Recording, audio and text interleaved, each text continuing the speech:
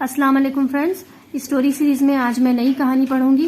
Friends, मैं एक एक सेंटेंस पढ़ूंगी और उसका तर्जुमा करूंगी और साथ ही साथ इंग्लिश के अलग अलग स्ट्रक्चर भी समझाऊंगी और ग्रामर से जुड़ी बातें भी बताऊंगी, जो कि आपके रिटन और स्पोकन इंग्लिश के लिए बहुत ही इम्पोर्टेंट है। फ्रेंड्स, मेरे पिछले तमाम लेसन्स को, पिछली तमाम कहानियों को बार बार पढ़िए, रिवाइज कीजिए, दोहराइए। ऐसा करने से आपकी इंग्लिश धीरे धीरे इम्प्रूव होने लगेगी। आप सीखने लगेंगे, समझने लगेंगे सेंटेंस किस तरह से बनता है, स्टोरी किस तरह से लिखी जाती है, किस तरह से कहाँ कौन सा वर्ड यूज होता है, ये सब कुछ। और जितना आप प्रैक्टिस करेंगे, जितनी आप मश्क करेंगे, उतने ही परफेक्ट बनेंगे। तो चलिए ये कहानी पढ़ना शुरू करते हैं। The cunning cat. The cunning cat, cunning यानी चालाक, कैट यानी बिल्ली।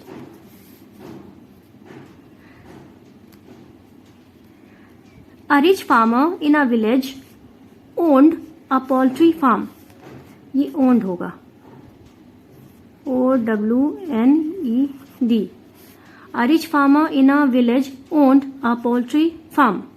Rich यानी अमीर, फार्मर यानी किसान, गांव, विलेज यानी गांव, ओन्ड यानी उसके पास था, उसकी मिल्कियत थी।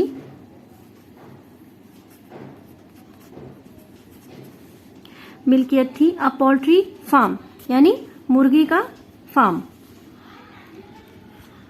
ये मुर्गी बतख वगैरह का farm.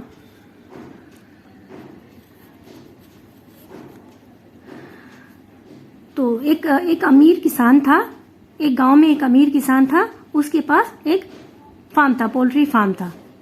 There among the brood of hens was an elderly hen. There वहां, among the brood of hens यानी मुर्गी के चूजों के बीच में, मुर्गी के चूजों के दरमियान, ब्रूड ऑफ हेन्स, ब्रूड यानी चूजे, ठीक है, हेन्स यानी मुर्गी, वॉज एन एल्डरली यानी बूढ़ी या ज़ईफ hen. There among the brood of hens यानी मुर्गी के चूजों के दरमियान एक ज़ईफ मुर्गी थी, एक बूढ़ी मुर्गी थी।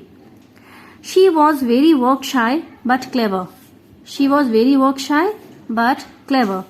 वो थी बहुत ही कामचोर, वर्क शाय यानी काम चोर, काहिल, बट क्लेवर लेकिन चालाक थी।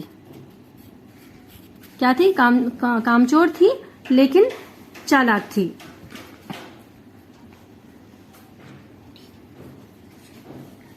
The farmer used to spread grains on the ground at some distance from the coop of the hens. The farmer used to spread. अच्छा, यहाँ पे देखिए used to यानी ये पास्ट की हैबिट की बात हो रही है, पास्ट हैबिट की बात हो रही है, यानी पास्ट में वो रेगुलर होता था, रोजाना होता था, ठीक है। तो ये पास्ट की हैबिट की बात हो रही है। Use to spread grains, the farmer use to spread grains, किसान फेंकता था या फैलाता था, जो भी फेंकता था, फैलाता था, ग्रेन्स यानी गल्ला या अनाज, ऑन द ग्राउंड जमीन पर, एट सम डिस्टेंस कुछ दूरी पर, from the coop of hens मुर्गी के डरवे से कुछ दूरी पर। तो ये यूज टू यानी फेंकता था, फेंकता था, ग्रेन्स गल्ला या अनाज या दाना, ऑन द ग्राउंड जमीन पर, एट सम डिस्टेंस, सम यानी कुछ, डिस्टेंस यानी दूरी, फ्रॉम द कूप यानी डरबा से, फ्रॉम यानी से, डरबा, कूप यानी डरबा, कूप ऑफ हेन्स यानी मुर्गी का डरबा। तो वो फार्मर क्या करता था, जब वो अनाज फेंकता था तो मुर्गी का डरबा जहां था उससे कुछ दूरी पर वो अनाज या दाना फेंकता था, ठीक है। और यूज टू लगा है, जैसे कि मैं ये स्ट्रक्चर आपको समझाना चाहूंगी। जैसे कि अगर मैं लिखती हूं यहाँ पे आई यूज टू गो, ये मैंने पिछली क्लास में भी समझाया था, मैं फिर से समझा देती हूँ क्योंकि रिवाइज करना जरूरी है। आई यूज टू गो, ठीक है, यानी मैं जाती थी। आई यूज टू ईट, मैं खाती थी। तो ये पास्ट में जो जमाना गुजर गया है उस वक्त की बात हो रही है, और पास्ट में ये काम रेगुलर होता था, रोजाना होता था, ये एक हैबिट की बात हो रही है। ठीक है, आई यूज टू गो। उसी तरह से यहां देखिए यूज टू स्प्रेड यानी फेंकता था या फेंका करता था, इस तरह से समझेंगे। ठीक है, वन आफ्टरनून, एक दोपहर द हेन्स, मुर्गियां, were proceeding to feed on the grains. एक दोपहर मुर्गियां वर प्रोसीडिंग यानी आगे बढ़ रही थी, प्रोसीड के माने आगे बढ़ना, और वर प्रोसीडिंग यानी आगे बढ़ रही थी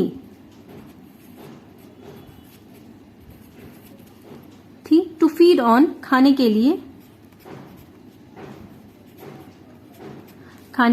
द ग्रेन्स यानी दाना।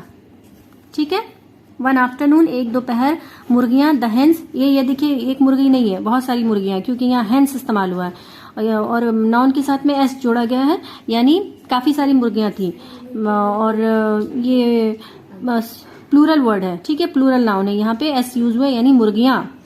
एक दोपहर मुर्गियां वर प्रोसीडिंग आगे बढ़ रही थी। अच्छा, यहाँ पे देखिए वर के साथ में वर्ब का फर्स्ट फॉर्म है, उसके साथ में आईएनजी लगाया गया है। ठीक है, तो यानी ये पास्ट कंटिन्यूअस की बात हो रही है, पास्ट में ये काम हो रहा था, जारी था। ठीक है, ये काम कंटिन्यू था, तो इसीलिए यहाँ पे वर लगाकर वर्ब के फर्स्ट फॉर्म के साथ, यानी प्रोसीड फर्स्ट फॉर्म है। ठीक है, प्रोसीड, PROCEED, प्रोसीड यानी आगे बढ़ना, और उसके साथ में आईएनजी लगाया गया है, प्रोसीडिंग। तो ये पास्ट कंटिन्यूअस का टेंस है। जब भी वॉज या वर्क के साथ वर्ब के फर्स्ट फॉर्म में आईएनजी लगता है तो वो पास्ट कंटिन्यूअस का टेंस होता है, याद रखिएगा। टू फीड ऑन यानी खाने के लिए, द ग्रेन्स दाना। एक दोपहर मुर्गियां आगे बढ़ रही थी खाना खाने के लिए, दाना खाने के लिए आगे बढ़ रही थी। They called out the elderly hen। They called out the elderly hen, उन लोगों ने बुलाया, मुर्गी के चूजों ने, यहाँ दे से मुराद मुर्गी के चूजे। ठीक है, मुर्गी के जो छोटे छोटे बच्चे थे उनसे मुराद है। They called out the elderly hen, उनमें से जो बूढ़ी मुर्गी थी उसको बुलाया। कॉल्ड आउट ये के माने है बुलाना। ठीक है, बुलाया, ये पास्ट टेंस है, कॉल्ड आउट यानी बुलाया, ये सेकेंड फॉर्म है। ठीक है, फर्स्ट फॉर्म होगा कॉल, CALL, कॉल यानी बुलाना, ये सेकंड फॉर्म है, और थर्ड फॉर्म भी कॉल्ड होगा, call, called, called. Okay, called out the elderly hen। Friend, उन लोगों ने क्या कहा, friend come along with us to eat the seeds. Friend दोस्त, कम अलोंग साथ आओ, विद अस हमारे, टू ईट खाने के लिए, द सीड्स यानी बीज या दाना जो भी। कम अलोंग यानी साथ आओ, वो लोग बुला रही है, अलोंग यानी साथ में। ठीक है, दोस्त साथ आओ हमारे, टू ईट खाने के लिए, सीड्स दाना या बीज। द एल्डरली hen रिप्लाइड, वो बूढ़ी मुर्गी ने जवाब दिया, रिप्लाइड यानी जवाब दिया। यहाँ देखिए रिप्लाइड है, ये सेकंड फॉर्म में है, और फर्स्ट फॉर्म हो जाएगा REPLY, रिप्लाई, ये सेकंड फॉर्म है, थर्ड फॉर्म भी सेम होगा, replied, reply, replied, replied. Okay, sorry friends, I am ailing, तो उस बूढ़ी मुर्गी ने जवाब दिया, क्या कहा, सॉरी फ्रेंड्स, माफ करना दोस्त, आई एम एलिंग, मैं बीमार हूं, एलिंग यानी बीमार, आई एम एलिंग, मैं बीमार हूं, एम यानी हूं, आई माने मैं बीमार हूं। Would you mind bringing along some for me when you return.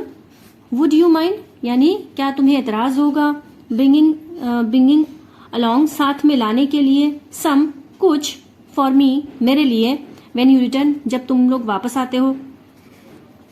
तो यानी कि वो कह रही है कि मैं तो नहीं आ सकती, लेकिन जब तुम लोग वापस आओ, खाना खाकर वापस आओ, तो मेरे लिए भी साथ में थोड़ा सा लेते आना।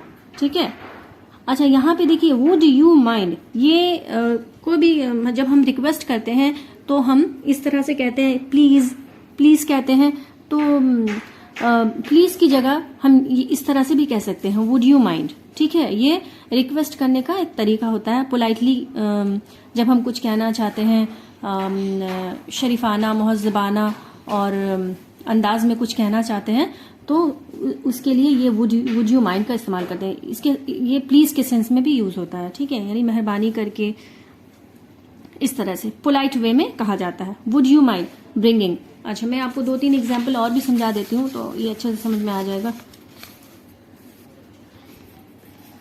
Would you mind, would you mind giving me the pen. क्या आप मुझे पेन देंगे, या आपको एतराज होगा कि आप मुझे पेन दें, इस तरह से।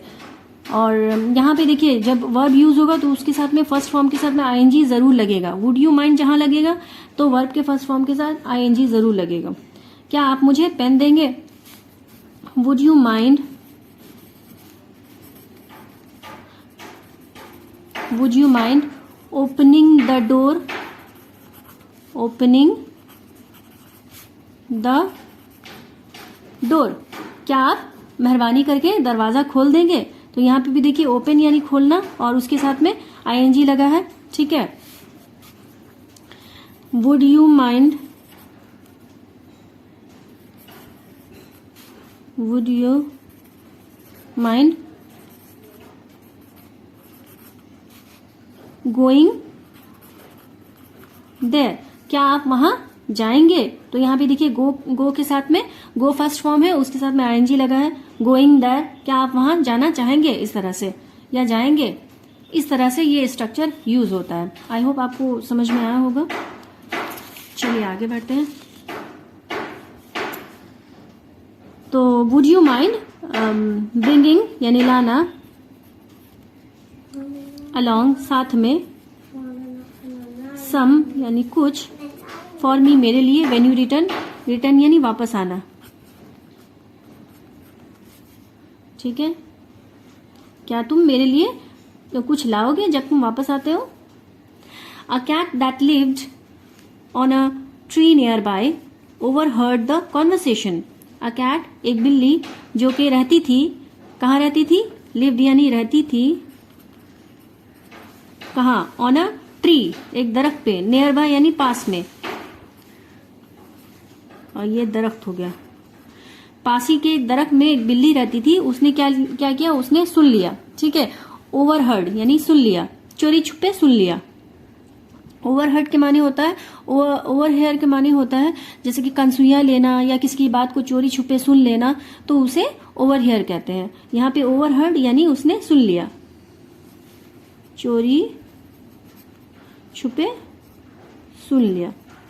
द कॉन्वर्सेशन यानी बातचीत, उन लोगों के दरमियान जो बातचीत हो रही थी वो मुर्गी के चूजों के दरमियान और मुर्गी के दरमियान, ज़ईफ मुर्गी के दरमियान, तो जो बातचीत हो रही थी वो इस बिल्ली ने सुन लिया। ठीक है, आगे बढ़ते हैं। She went near the elderly hen's coop with an evil smile and offered. She went वो गई, गो का ये सेकंड फॉर्म है, गो, वेंट, गॉन। ठीक है, नियर द एल्डरली हेन्स कूप, वो ज़ईफ मुर्गी के डरबे के नजदीक गई। नियर यानी करीब या नजदीक। ठीक है, नियर कहाँ गई? एल्डरली हेन्स कूप, जो ज़ईफ मुर्गी का डरबा था वहां गई, उसके नजदीक गई। हेन्स कूप यानी मुर्गी का डरबा। मैंने अपने पिछली क्लास में बताया था कि जब अपोस्ट्रोफी लगाकर एस लगाते हैं तो वो उसका मतलब होता है का, की, के। तो यहाँ पे मुर्गी का डरबा। ठीक है, हेन्स कूप मुर्गी का डरबा, सॉरी यहाँ का मिस हो गया, मुर्गी का डरबा के नजदीक गई। विद एन इविल स्माइल, एक शैतानी मुस्कान के साथ में वो गई। शैतानी मुस्कुराहट के साथ में गई। और ऑफर्ड, ऑफर्ड यानी पेशकश की, उसने पेशकश की। ठीक है, ये ऑफर यानी पेशकश करना, और ऑफर्ड यानी पेशकश की। यहाँ पे फर्स्ट फॉर्म देखिए क्या होगा? OFFER, offer. ऑफर यानी पेशकश करना, ठीक है। और ये सेकंड फॉर्म है, थर्ड फॉर्म सेम होगा, ठीक है। Offer, offered, offered, okay. You must be starving, उसने कहा, क्या कहा उसने, ये उसको इस इन्वर्टेड कॉमा के अंदर रखा गया है, और इन्वर्टेड कॉमा के अंदर जो भी होता है वो प्रेजेंट टेंस में होगा, ठीक है, क्योंकि ये उसने उस टाइम कहा था और उसके कहे हुए सेंटेंस को हूबहू यहाँ पे लिख दिया गया है, तो ये प्रेजेंट फॉर्म में होगा। You must be starving, starving के माने होता है भूखा, भूख से मरना, इतनी ज्यादा शिद्दत की भूख लगना, यानी जैसे इंसान भूख से मरा जाता है उस तरह के सेंस में यूज होता है भूखा। यू मस्ट बी स्टार्विंग यानी तुम जरूर भूखी होगी, मस्ट बी यानी जरूर, ठीक है।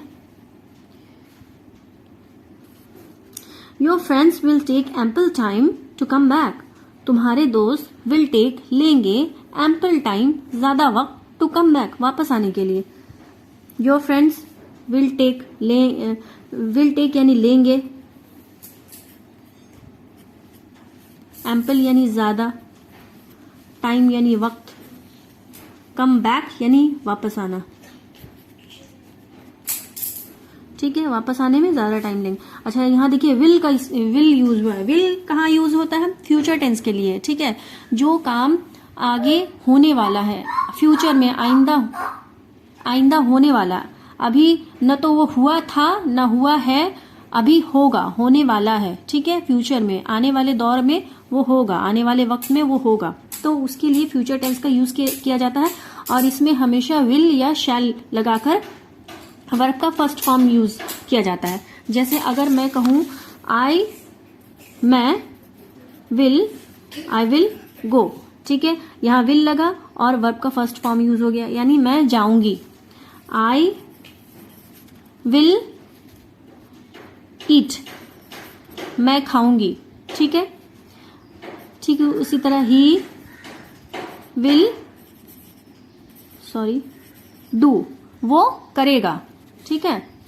शी लड़की के लिए, ही लड़का के लिए और शी लड़की के लिए, ठीक है।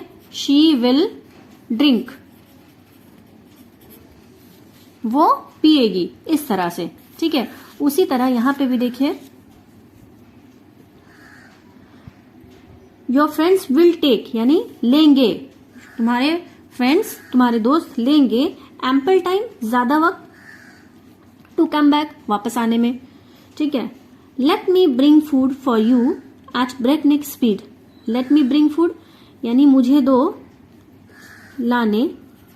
लाने दो, ब्रिंग यानी लाना, ठीक है, मुझे लाने दो, फूड यानी खाना, फॉर यू तुम्हारे लिए, एट ब्रेकनेक स्पीड यानी ब्रेकनेक स्पीड का मतलब होता है बहुत ज्यादा तेज रफ्तार से, तेज, और स्पीड यानी रफ्तार, तेज रफ्तार से। तो यहां पे देखिए लेट मी, ये जो स्ट्रक्चर है लेट के माने होता है, पहले मैं इसका मीनिंग समझा दूं। लेट मी ब्रिंग फूड, मुझे लाने दो खाना तुम्हारे लिए, तेज रफ्तारी से यानी जल्दी से मुझे तुम्हारे लिए खाना लाने दो, क्योंकि तुम्हारे फ्रेंड्स बहुत ज्यादा टाइम लेने वाले हैं, बहुत ज्यादा वक्त लेंगे, इसीलिए मुझे तुम्हारे लिए खाना लाने दो। ये हो गया इस सेंटेंस का मीनिंग। अब यहाँ पे देखिए लेट मी, ये जो स्ट्रक्चर है ये मैं समझाऊंगी इस तरह से। लेट, देखिए लेट पॉजिटिव वर्ब है, यानी वर्ब कोई भी काम, किसी भी काम करने को वर्ब कहते हैं। दुनिया का कोई भी काम हो, उठना बैठना, खाना पीना, सोना, जागना, लिखना पढ़ना, ठीक है, कोई भी काम हो तो वो उसे वर्ब कहते हैं। अब वर्ब की कई सारी किस्में हैं, तो ये पॉजिटिव वर्ब एक तरह का टाइप है, वर्ब का टाइप है। इसमें क्या होता है, इस लेट के माने होते हैं करने देना, ठीक है, करने देना। तो इसको इस तरह से सेंटेंस, इस तरह से सेंटेंस बनाया जाता है, जैसे कि लेट मी गो, मुझे जाने दो, ठीक है। लेट यानी दो, और दो क्या करने दो, सोने दो, जाने दो, खाने दो, पीने दो, तो ये मेन वर्ब है, ठीक है। गो यानी जाना, और ये पॉजिटिव वर्ब है। लेट मी गो, मुझे जाने दो। Let me do, let me do, ठीक है, मुझे करने दो। Let me sleep, let me sleep, मुझे सोने दो। लेट मी ईट, मुझे, मी यानी मुझे, मुझे खाने, ईट यानी खाना, और लेट यानी दो, मुझे खाने दो, ठीक है। और इसका जो है तीनों फॉर्म सेम होता है। First form let, second form let, third form भी let, let let let, okay. The elderly hen was smart enough to judge the cat's cruel intentions of gulping her down. The elderly hen, वो जो ज़ईफ मुर्गी थी, वो काफी चालाक थी, काफी होशियार थी। was यानी थी, स्मार्ट इनफ काफी होशियार, स्मार्ट यानी होशियार, इनफ मानी काफी, काफी होशियार थी। टू जज यानी परखने में, परखना, जज यानी परखना। द कैट्स क्रूअल इंटेंशन, बिल्ली की, यहां पे देखिए अपोस्ट्रोफी लगा के एस लगाया गया है, यानी बिल्ली की, क्रूअल यानी जालिम, इंटेंशन यानी इरादा, ठीक है, जालिम इरादा। ऑफ गल्पिंग हर डाउन, गल्प के माने होता है देखिए, जब हम गुट गुट करके पीते हैं, पानी पीते हैं या कोई भी कुछ भी पीते हैं गुट गुट करके, तो उसे गल्प कहते हैं। या फिर हम बहुत जल्दी जल्दी बड़े बड़े निवाले से बिना चबाए और लालची की तरह जब खाते हैं तो उसको गल्प कहते हैं, ठीक है। गल्प के माने यानी बड़े बड़े निवाले से खाना, खाना या पीना,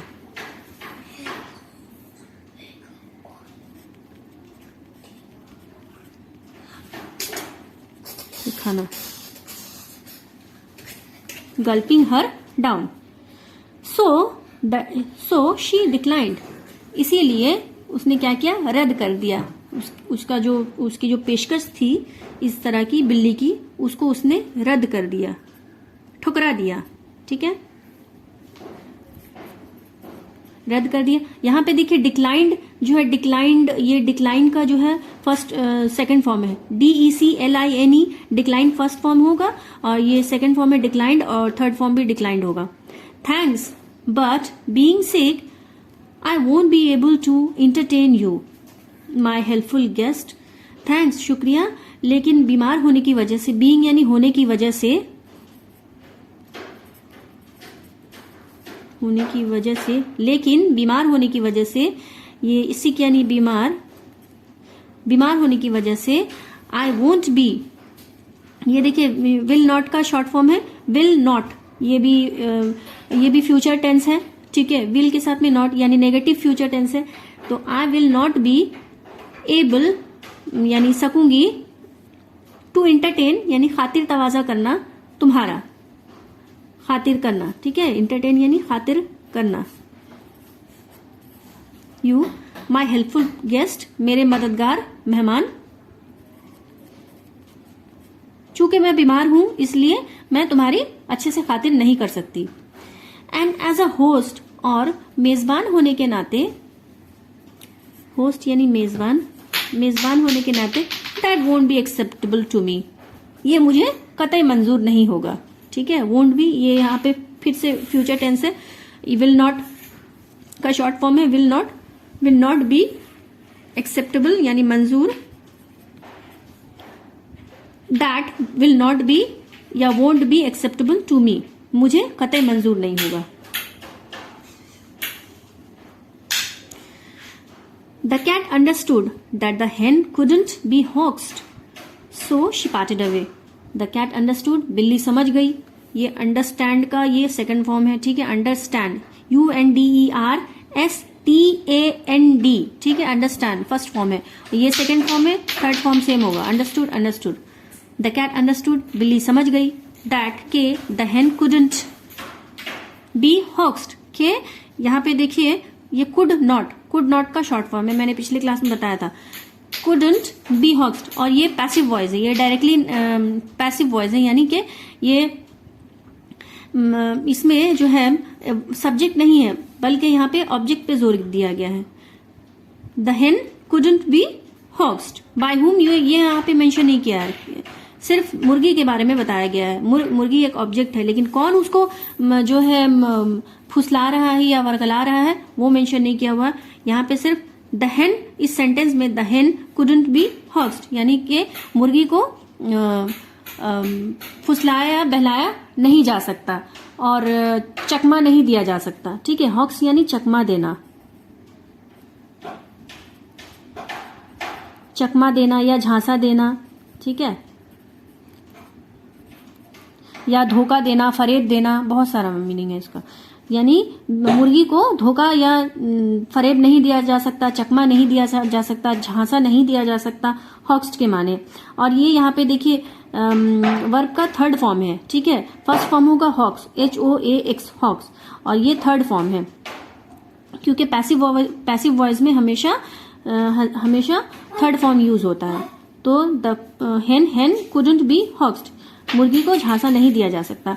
सो शी पार्टेड अवे, इसलिए वो वहां से 9-2-11 हो गई। ठीक है, पार्टेड अवे, चली गई। वो समझ गई कि यहाँ तो मेरी दाल गलेगी नहीं, इसलिए वहां से निकल गई। तो फ्रेंड्स, ये थी आज की स्टोरी। उम्मीद करते हैं आपको पसंद आई होगी। अगर पसंद आई तो प्लीज एक लाइक जरूर कीजिएगा, और जो लोग मेरे चैनल में नए हैं चैनल को सब्सक्राइब कर लीजिए ताकि आपको इसी तरह का नोटिफिकेशन मिलता रहे। और कहीं कुछ डाउट्स है, समझ में नहीं आया है तो कमेंट्स में प्लीज पूछिए, और मैं आपका कमेंट्स पढ़ती हूँ और जवाब देती हूँ। शुक्रिया।